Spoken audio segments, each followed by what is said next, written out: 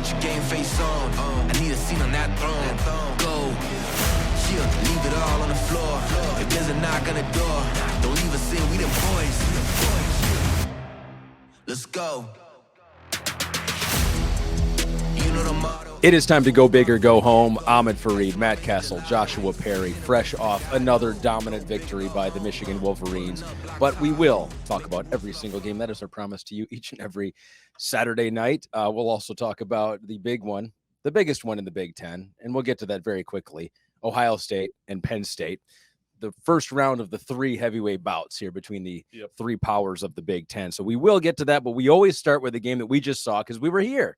We were on the field. We were freezing a little bit. Matt had, I think, 3 or 4 coats on. I did. Right? By the end of the night, yep. Yeah. Joshua, you and I, we're tough guys. Grew up in the Midwest. Yeah, and so that you're also layered. Don't kid yourself. In just body type and also double shirts. All right, so we're doing the body shaming thing on the podcast. You told me that. No, yeah. I'd prove it. No, we're not. If you're watching and not listening right now, who knows? Maybe you'll start to get a show. Here is the show beginning. So let's start with Michigan and their big win. What was the final score on this one, guys? It was a lot to a little. 49. Lots of nothing, actually. Yes. Yeah, a lot to nothing. 49-0 was the final score here. You kind of struggle because coming into this game, I just kept asking everyone, even people around Michigan State. I go, how could Michigan State not even win this game, just keep it close? And no one could come up with a way that it would happen. And it turns out that maybe there just was no way that it could happen. 49-0 Michigan. Like, what's your top takeaway, Joshua, from watching Michigan be dominant once again? I mean, I thought the score was going to be like 63-10, and I told you guys that. And it was about the same margin, except for Michigan obviously didn't get 63, but Michigan State didn't score at all. They've done the same thing, it feels like, every single week, and that is their offensive philosophy. It's going to start with running the football. JJ McCarthy is better and better, it seems like, every single week. And so that passing game and his ability to extend plays is really hitting. But to me, it's the defense. Like, you give up, under 200 yards in the game. I don't give a damn who you're playing. That is really good football. So this was a good old-fashioned ass whooping. And Michigan, I think, should be proud. I also think this is indicative of where Michigan State is at right now, too. Like, you played potentially the best team in the country, and it just nothing was going right. It's just a long year for them. It's a long year. And when you look at Michigan, I mean, it's such an experienced group. They've got veteran players that take ownership, that, you know, no matter what's going on throughout the course of the week, you saw that their focus was there. But to me, when you watch this offense, the more and more I see JJ McCarthy and the way that he plays and the way we talk about him being a game manager. And I hate that the narrative around game manager is like, well, you know, that's just a guy that goes out there and does what he's supposed to. No, he does that and so much more. I mean, quarterback's whole job is to manage a game. Right, exactly. So if you do that at a high level, you're already a step in the right direction.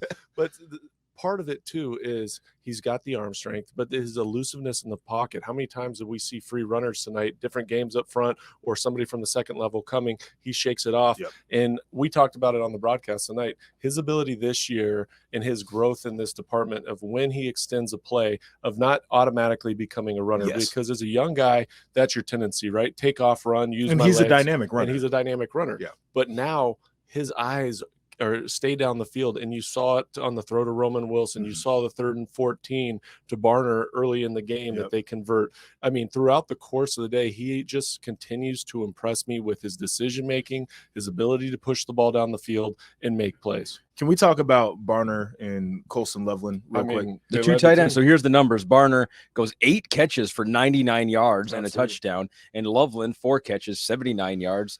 And 2 touchdowns. Yeah, I think both of them are really good. Saw A.J. Barner when he was playing at Indiana. I thought he was a good player there, but obviously they were hamstrung in some ways because of what that offense really was. So Michigan, really good fit if you're a good tight end because they know how to use them. I've said this numerous times about Colson Loveland on different platforms, but I'll say it here. I think the guy has potential to be an All-American and a Mackey Award winner by time he leaves Ann Arbor. He is a great catcher of the football. He's a really good route runner, great concentration. He's physical. He blocks. He does all of the things that you want a tight end to do. I think those two guys are as big of weapons as even a Roman Wilson because of the matchup challenges they present. I mean, they're so good. And that's what it really presents for defenses, opposing defenses that want to come, because they not only are good in the pass game, but they're really good in the run game. So when you get in 12 personnel, you have to stay most of the time in regular defense. What do I mean by that? You means you have 3 regular linebackers and you have to rotate a safety down. Which one of those guys are you going to cover with a linebacker? Which one of those guys are you going to cover with a strong safety? When you look at Colson Loveland, he's a mismatch nightmare for either one of those guys. You really have to put a big nickel on him that can cover and has short area quickness, because they can use their body in that type of body. I mean, their body type to get open, create separation, lean on those lesser defenders. That's what I was getting ready to say. Like, you need a true hybrid guy, like the guy who is a linebacker body with the safety skill set in order to deal with those tight ends. Like a guy can play in the box because they will run it out of 12 personnel. But when it is time to get into coverage, that he can move enough and have the body presence. And most teams don't have that guy. Like, that's the biggest challenge. Most teams do not have that personnel. So this is what I think about Michigan right now. Having followed them basically my whole life, being a fan of them most of my life, I feel like 40 degrees outdoors, 45 degrees outdoors on grass, or maybe even turf, I feel like Michigan is the best team in the country. You throw them in a dome somewhere with another fast team, I'm not so sure anymore. But I think in the conditions we saw tonight, I don't know that there's any team that can beat Michigan. I think that's a lot of what people say nationally about Michigan is I think that they are a team that's built to win the Big Ten. I also think that they're a team that can make a run at a national title. But when you talk to people about, can they match up with teams that want to just go, they want to go fast and they want to do the speed thing. And that's where the question comes.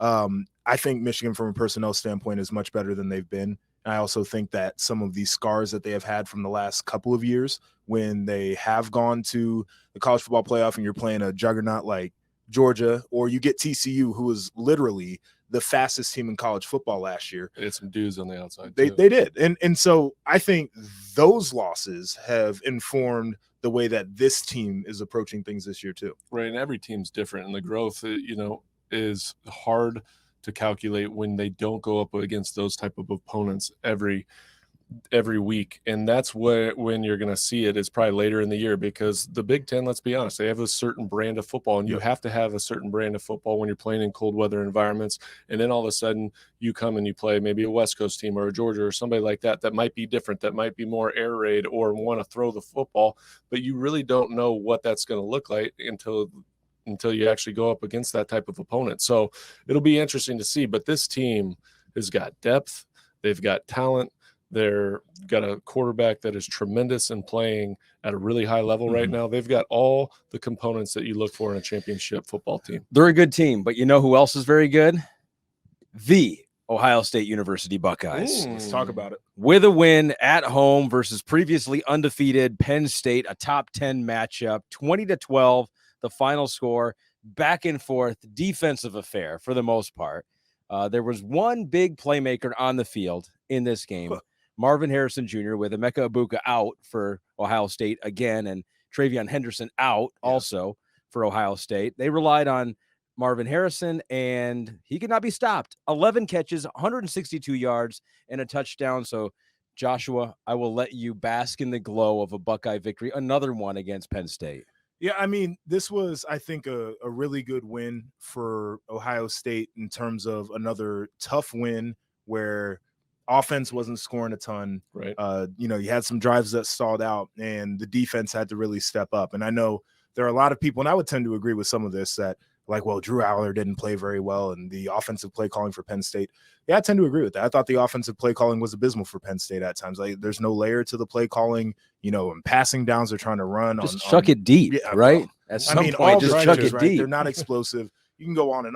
And Drew Aller did not play well, but I also think part of that is Ohio State forced him not to play well because they got pressure on him early, and he kind of went into his shell and became a young quarterback. And I think they forced him to look as bad as he's looked all year long.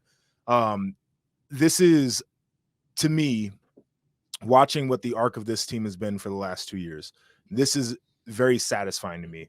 The two best teams that they have played this year, Notre Dame and Penn State, they didn't score a lot of points. They didn't. And they had to make some gritty plays. They did. And the defense had to really step up. Yeah. And they did. And so I like this version of Ohio State, knowing that I don't know how many points they're going to put up, but the opposing team's not going to score very many, and you always have a shot when you can do that. You always have a shot. And you look at this Ohio State defense, they held Penn State to 1 of 16 on third down. And the one wasn't incredible. until late in garbage time, wasn't right, it? and they didn't get past Ohio State's 20 until late in the game with less than a minute left, and they're already up 26. The game was in the bag, really. So you look at this defense, they're dominant. And then offensively, they did enough. They were missing some key components, but Marvin Harrison Jr., I mean, to have 11 receptions, I think that's a career high for him in a big-time game. It just continues to build his resume. We already know that he's all world. He'll probably be the first. He'll definitely be the first wide receiver taken in the NFL draft. There's no doubt in my mind. He's an exceptional player, but to show up in moments like this and when they needed him the most, it speaks to how elite he is.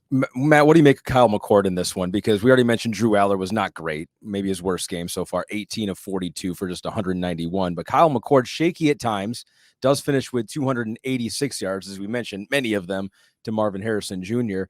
I thought this game could come down to Penn State being more dynamic at rushing the passer, being able to rattle Kyle McCord more than Ohio State was able to rattle Drew Aller. There were times where it looked like that could happen. That might be the result. Chop Robinson went out of the game early. That was a huge blow for Penn State. But what'd you think of Kyle McCord and how he handled this game? Well, it's interesting because you watch Kyle McCord and you sometimes will see it and it'll jump off the page and be like, okay, that's that dude. And he's still 22 of 35, 286 with a TD. But then there's a number of times where there's plays to be made. Yeah. There's guys that are open where the ball placement's off or he's behind. And so that's when you go back and you evaluate the film and say, we're not there yet with Kyle McCord. And we've got to continue to develop that skill set, because if he gets it right and he starts to play with a little bit more confidence, because at times I think he lacks that confidence right now. He still questions maybe his own self. And you can even see the frustration by Ryan Day on the sideline, talking to him, hey, just throw the ball. Because again, there was times where he was protected and there was opportunities down the field to be made, or even on slant routes where all you've got to do is put it on your guy, let those playmakers make the play. And he wasn't able to do that at times. You know, I'll ask you this question. There's two other things about this game I want to talk about before we get out of here for sure. But I feel like sometimes his footwork is not good. He's throwing off his back foot and he drifts in his drops. And I think when he drives the football, he's a much better passer than when his feet aren't set and he's kind of drifting. So I'm obviously not a quarterback coach, but like that to me is indicative of the confidence that you were talking about. Denzel Burke didn't play in this game, talking about the defense, and he's arguably the best player on that defense this year. So I thought that was really positive. We need to talk about the play that was the touchdown that was taken off the board for Penn State, though. That was a turning point. That was a huge turning point because you had a strip sack recovery. Curtis Jacobs takes it to the crib, and Kalen King had a holding on Marv that takes that off the board. The next play, Ohio State scores a touchdown. Touchdowns were hard to come by in this game, and that to me is about where the margins are. When you get a couple of teams here, inexperienced quarterbacks, but you know that they're very talented teams, you're playing in the margins sometimes. Yeah, that play and then it snowballs. But to be clear, that was a hold. We do think that was a hold. It was a proper penalty. Wasn't there another penalty right after that, though?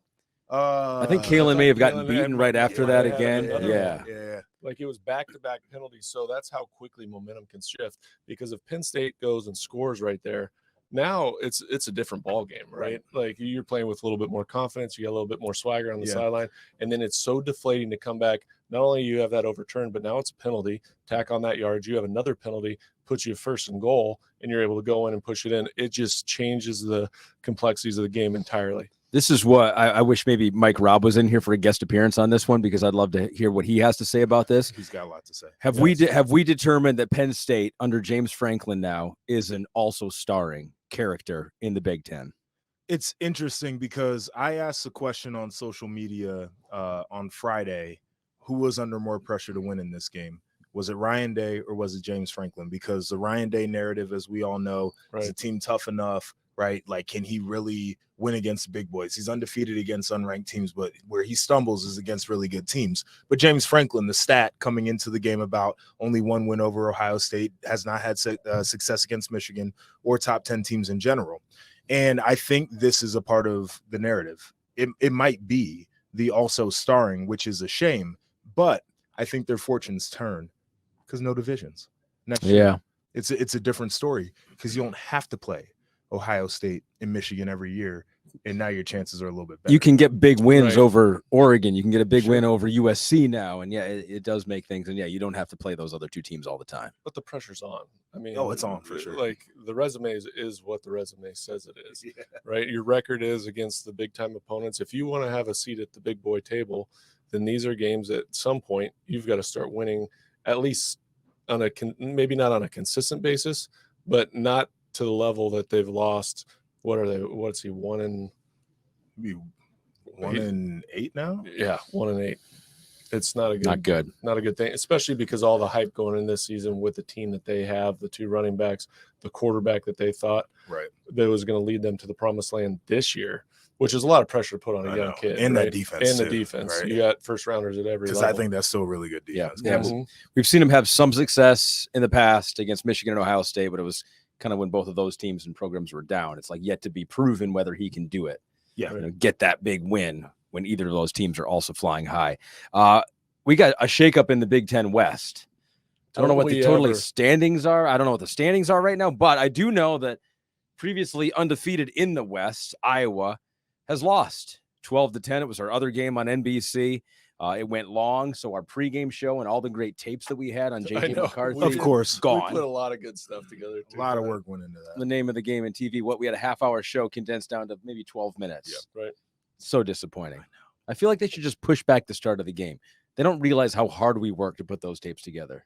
I agree with you, wholeheartedly. Or we should just do them right now, right? Roll them in right now so that they don't go to waste. Cut them in. Anyway, Minnesota came back to win against Iowa with a bunch of field goals. The key play, if you were watching, came with 1:20 left in this one. Cooper DeJean lets a punt bounce, and it looked like to me he was saying get away from it, right? He was saying get away from it, but the referees declared that motion was a fair catch motion and an invalid one at that. Yes. So that it was down right where he ended up picking it up off the bounce.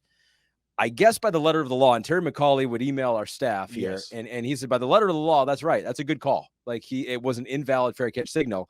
But for me, I feel like I've seen people say get away from the ball before and then pick it up and maybe try to advance it. Yeah, it's an interesting thing because having been a guy who was on punt coverage, if I saw a dude doing what Cooper DeJean did, I would still try to tackle him. And that's what Minnesota tried to do. Right. And then he takes it back to the house. But as you mentioned, there's a valid fair catch signal, which is above the head. It's very clear. Then the invalid where you're kind of waving it off. And we see players too, when they're telling their guys to get away from the ball. But a lot of times they're pointing at the football. Right. And that's probably because what he was doing. Yeah, but he's doing point with the one hand, with the left hand, he's doing the wave. Yeah. All that to say, it's an unfortunate turn of events. It's a reviewable play as well. So that's how they caught it because, they review the scoring plays. And they were looking whether he was in or out, which is totally crazy. Wild way for Iowa to end up losing a football game. But I think this goes back to the idea of what their offense has been. And they did not do anything in the second half of the game.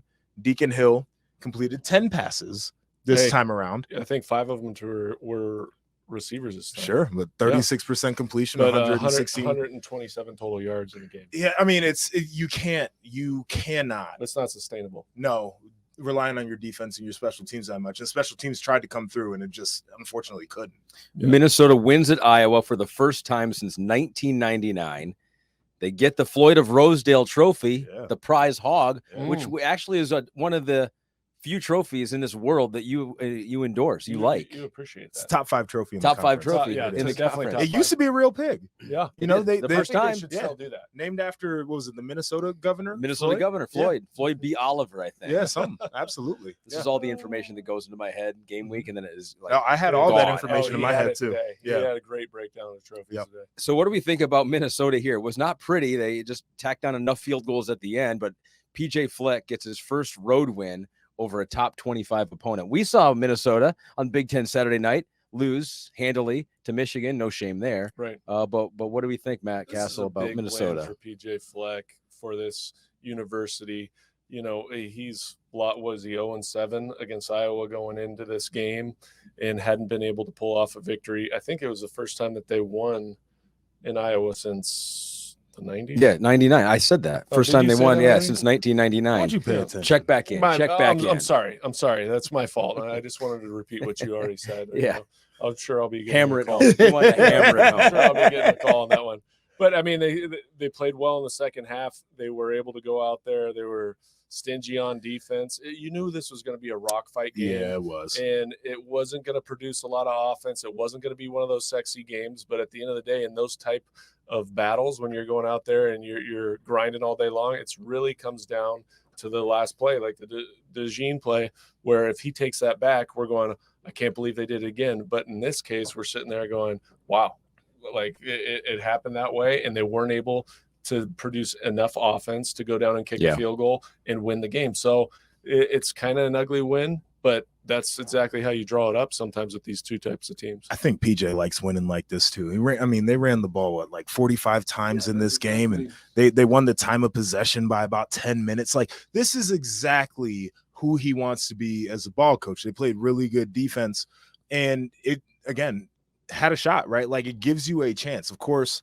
Iowa fans are sitting there talking about, well, you know, if we didn't have that unfortunate turn of events, but reality of the situation is, you know, PJ executed the plan pretty much the way that he wanted to. Yeah. It's funny. We have a YouTube video of the highlights of that Iowa loss, and I was checking some of the comments. I was curious what the Iowa fans were saying about it. And you'd be surprised that a lot of Iowa fans were saying, like, yeah, we played like crap. We didn't look good. The offense was abysmal. I think it's that reality setting. It is. It was when less you lose, of we those got things robbed. start to become highlighted. Yes.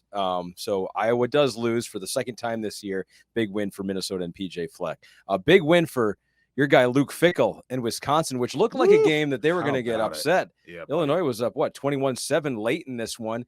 18-point fourth quarter comeback for Wisconsin with their backup quarterback after the injury last week, Tanner Mordecai.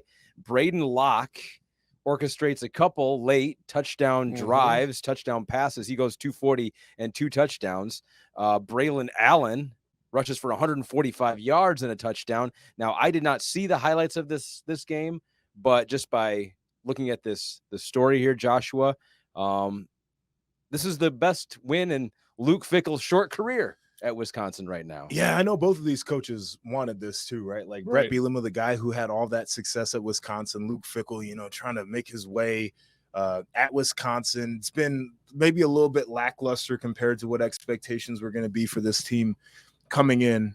Struggled to stop the run for Illinois, and I feel like Luke Fickell is going to be like so mad tomorrow and on Monday. I played for the guy, and I know how he feels about that kind of stuff, but he's going to look at 18 to zip in the fourth quarter, and he's going to be like, I got a group of guys that I like coaching. Right, and they'll continue to fight, and that's what you want to see in that circumstance. When you're down 21-7, your back's up against the wall, it's easy for your team to get in their own head. And I hate to say the word quit, but it's like reality sets in. Look, we've got our backup quarterback. There's every excuse that you can make as a player in your own mind that the game's over, but that's not what happened. And that speaks to leadership. It speaks to Luke Fickell, the coaching staff, and also the belief that those players have. And I saw a lot of those highlights, and Braden Locke went out there and made big throw after big throw in the fourth quarter when it counted. And that's really encouraging. And that's something that this team can build off of, knowing that you have a bunch of young men that are willing to go out and fight for their coach, and you're never out of the game, and you're always going to go out there and compete. I got to give credit to Illinois, though, because I watched that game on Friday night against Nebraska. They lost 20-7, and I was like, I don't know if Illinois is going to win again all season long. And then they go and they upset Maryland at Maryland, and then almost beat Wisconsin. Yeah. So I was like, Brett Bielema he's a good coach, and he's a good ball coach. Taking a step back this year, but I think they'll be able to jump back into going back to it, and I know, like, folks have a lot of things to say about Brett Bielema. He is a really, really organized ball coach. Like, he gets it, and he's good. He's just got to develop the roster. Right. I mean, the roster, what they had last year, comparatively speaking to what they had this year. 3 NFL guys in the defensive secondary. Yeah. I mean, and NFL running back. Yeah, NFL running back. And we're talking about a first rounder, a second rounder, a third rounder that are all playing ball right now on Sundays. Like really they're good. not just like on a roster. No, they're really good. They're really good. Those guys are hard to replace. And so it might take some time, but I believe in Brett Bielema and his ability to go out, recruit, and do all the things that you need to get done to be a competitive program year in, year out. Real quick on the recruiting thing. Yes. If you talk to him, it's interesting because he's been in the mix on recruits he probably has no business getting to Illinois. He talked about it last week in his press conference. Right? Like he's so close on guys who shouldn't even be looking at Illinois. But he's that dynamic, and he can sell the fact that he can develop players. He did it at Wisconsin. He's doing it at Illinois. Develop players into NFL guys. Luke Altmaier throws for 100 yards, rushes for 100 yards. Yeah, exactly. I love it. Symmetry. Yeah. I like that. The most symmetrical player in the Big Ten this week, Luke Altmaier. Good for you. Congratulations. Thank you you get a thank pig. you. We're gonna give you a pig for that. We'll give you a pig, right? a slice of the pig. Yeah. 2 more games to talk about. We got to talk about bowl eligible Rutgers. That was awesome. Getting a win over Indiana. It was homecoming in Bloomington. Our production manager, Craig, he's an Indiana guy through and through. And he was cursing at the TV in midday. Like all of us were watching Penn State, Ohio State. Craig was in there watching Rutgers and Indiana. God bless him. Good for him, though. Greg Schiano, good for him. 31-14, the final score here. Gavin Wimsett only threw for 39 yards. Well, how many did he run for? Ran for 143 Exactly. and 3 touchdowns, had an 80-yarder in there. So Rutgers finding out their formula, and how significant, Joshua, is it for them that they are bowling already? We already know they're bowling mid-October. Yeah, I want you to pull up their remaining schedule real boy. quick. But I've talked about this. Bossing me around. Please and thank you. Talked about You're this welcome. thing as a race to 6 games, and we're in October, and they got there. It's huge for this program because it's not something that they get to do very often. They haven't done in a little while. And Greg Schiano has been building into this, and he's been talking to his guys about, like this is what we can be as a program, and we got to figure out a way to sustain this thing. Now, glad you pulled that up. You got Ohio State. They got a bye, and then Ohio State coming up. You got Iowa. You got Penn State. You got Maryland. So it was probably good that they found their 6 yes, exactly. early on, because it was going to get a lot more difficult down the road. But the idea that they got there, though, I think is the most important thing. And also, we got to see the post game, right? Yeah, dude. And Coach Schiano standing up in front of that group of young men, and the pure joy and the celebration that took place, the hard work that went in to get to this point. But for him to stand up and say, we're bowl eligible. I mean, a lot of those guys for 4 years haven't known what a bowl is, or let alone 6-win season. Feels like these are all small victories, but in the grand scheme of things, for a team like Rutgers that have struggled to compete year in, year out in the Big Ten, to believe in your coach and say, hey, look, we're going to follow you, and to go out and perform week in, week out and have some gritty wins along the way, and then go out and make themselves bowl eligible today, that speaks volumes for this team. And I'm just excited for all those young guys. Good for them. And then there was one game to talk about. Nebraska against Northwestern. I'll clear my throat for this one. 17-9 was the final score. Here's probably the stat to tell the story of the game. Nebraska sacked Northwestern quarterback Brendan Sullivan 8 times. A total defensive domination by Matt Rule's team. 13 TFLs in the game. 13. Yes. Oof, ridiculous. I was watching this game kind of out of the corner of my eye in the quad box. My homeboy Jake Butt was calling the game. Ooh, okay. One of my good friends, Brooke Fletcher, was down there on the sideline. Nice. Shout out to my people. They were hitting out there, both teams. So I know that the score isn't sexy and it feels like it was an ugly, sloppy game. I was excited to see how hard either one of these teams was playing. And Northwestern has been through a lot. We've talked about it. And they have continued to fight and battle, win or loss. And I think that's important for them. Nebraska, turnaround maybe isn't going as quickly as people want it to go. It's not for a lack of effort. Those guys are playing their tails off, and I absolutely love it. Right. And you knew with both these teams, this was going to be a season of adjustment. It was going to be a season, particularly for Northwestern, where they're behind the 8 ball to start the season with everything that went on with their program. But as you said, Joshua, I mean, it's always one of those things of how are young men going to react when they're put in these adverse situations. And while they might not be winning a ton of games, they're Northwestern I'm talking about, they go out and compete week in and week out. And for Nebraska, they're just starting that rebuild. Yeah. Right. They're starting. And I believe in Matt Rule. I believe in what he's doing there. You see the way that he speaks to this team, the energy that he brings day in and day out, the messaging that's going on. It's going to get turned around. And I think it's going to get turned around pretty quickly. The messaging has been really honest too. Like he had that press conference where he's like, we got NFL guys who aren't playing like that right now. Right. And I don't think you get to be that honest with your team to the media if you're not that guy every day in front of them.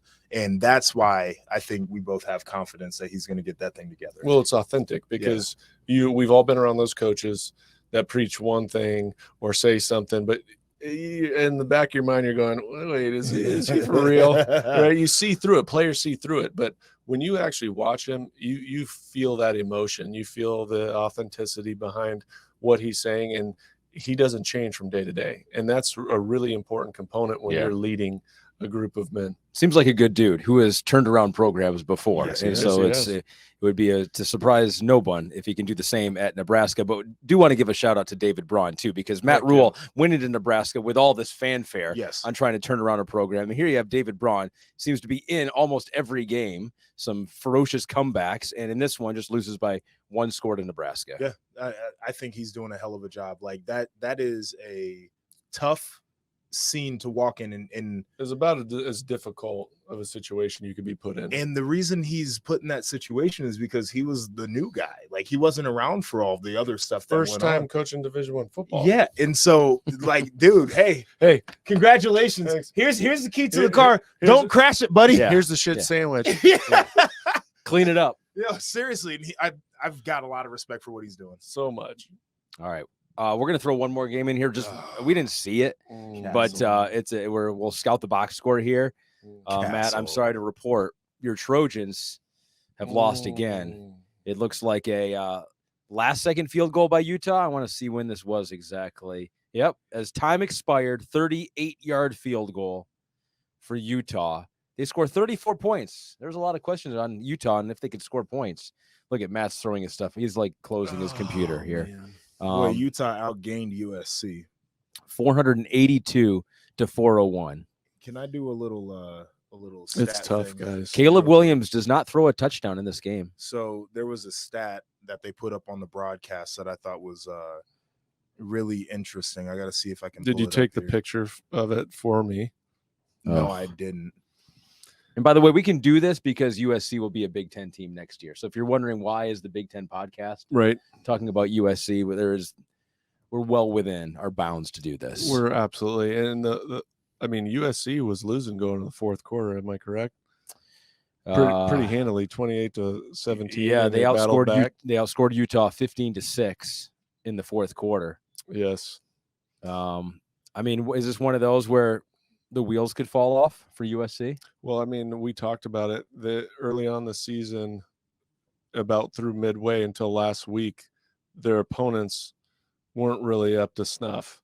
And then you hit Notre Dame and you have an embarrassing loss. Then you have Utah. You still have Washington. You still have Oregon. I think that there's also maybe an Oregon State in there as well. They're not going to be favored in those games. That's what I'm saying. It's one of those situations where they've lost 2 straight, but it could go one of 2 ways with this team, because if they finally reach their potential and are able to stop some people defensively and put together a great offensive performance, because they're always going to be in the games because offensively they are led by the previous Heisman Trophy winner, Caleb Williams. He can do some remarkable things. They've got skill players on the outside. I just don't think they play enough of complementary football to where you run into a good team that's well balanced. In Utah, they've had trouble with these last 2 seasons. I think this is their 3rd loss in a row, maybe their 4th loss in a row. He's 0-3 to Utah. 0-3 to Utah, which they've had trouble with teams that play a physical brand of football. We saw it last week. Utah is a very similar team. All right, so here's what it was. It was a stat board against Caleb Williams' struggles against some of the best teams in the country, and his performance was good tonight, except for the fact that he didn't have a passing touchdown. But Against non-top 25 teams, 23 starts, 70% completion, 317 yards per game, 78 touchdowns, 7 interceptions. Wow. Against top 25 teams, 5 starts, 51% completion, 172 yards, 6 touchdowns, 6 interceptions. Mm-hmm. All right. That's tough. It's tough. Drake May, number 1 overall pick. I'm not Didn't they going to lose? go as far as to say that because They did lose. they had some Yeah. issues. They there. also lost. Michael yeah. Penix Jr. Yeah, Michael Penix Jr. I mean, Welcome. Marvin Harrison Jr., number 1 overall pick. Who knows? He's going to be a junior. Yeah. It probably will be a junior. probably will be. Yeah. All right. That does it. Go big or go home from where are we right now? East Lansing, Michigan. Come on now. Next week we'll be in Madison, Wisconsin. So we'll keep it all straight. We'll keep rolling, keep layering up, bringing more and more jackets. Good, Just bring the energy. You don't need to layer up if you wear the things underneath, and then you're just saying you're not layering up, but you Yeah. have long johns See, underneath, that's what I right? should've done. That's what we That's should what do. Mike Rob does. Yeah, that's long what johns. what he does. With those gloves. Yeah. The lone He got the man with gloves. isotoners on. They're not even isotoners. They're Isa others. The faux brand. All right, guys, that's it. We're done. Go big or go home. Let's go home. Go big or go home.